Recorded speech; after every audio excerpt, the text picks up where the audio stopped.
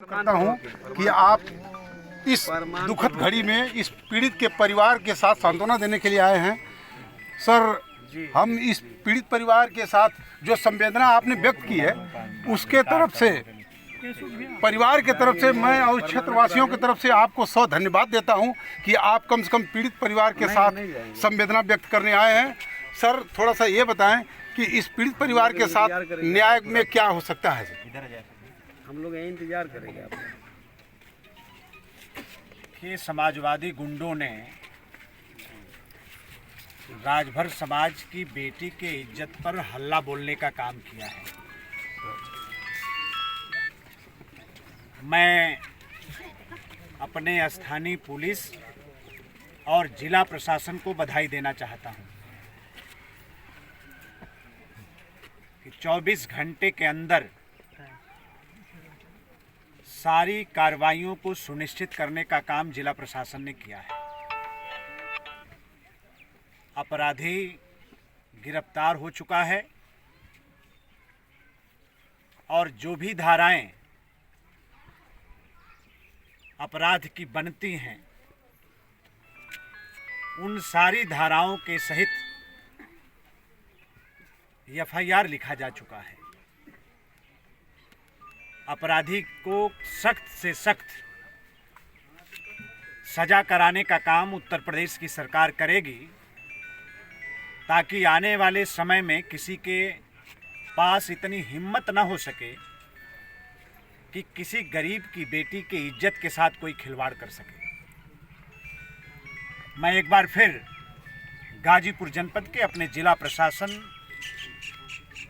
और अपने पुलिस विभाग के लोगों को मैं फिर बधाई देना चाहता हूं कि बहुत ही तत्परता के साथ, मेहनत के साथ अपराधी जिसको संरक्षण भी समाजवादी पार्टी के लोग दे रहे थे,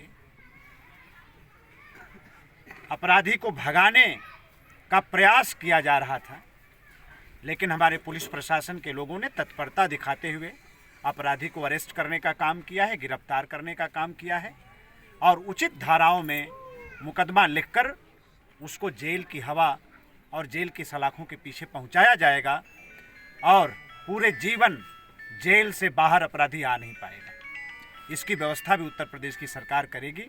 गरीब की लड़ाई उत्तर प्रदेश की सरकार बहुत मजबूती के साथ लड़ेगी। श्रीमान जी, मैं आपसे एक बात पूछना चाहता हूं कि मान लीजिए पंजीकृत मुकदमा हो गया, अगर उसके बावजूद परिवार को अगर धमकी दी जाती हो, जैसा आपका निर्देश हुआ है कि संबंधित धाराओं में जो भी धमकी देता है उसके खिलाफ मुकदमा पंजीकृत किया जाए। बिल्कुल, गरीब को असहाय समझकर और जुल्म भी करें और मारें भी और रोने न दें, इस तरह की मानसिकता को पूरी तरीके से कुचलने का काम उत्तर प्रदेश की सरकार करेगी।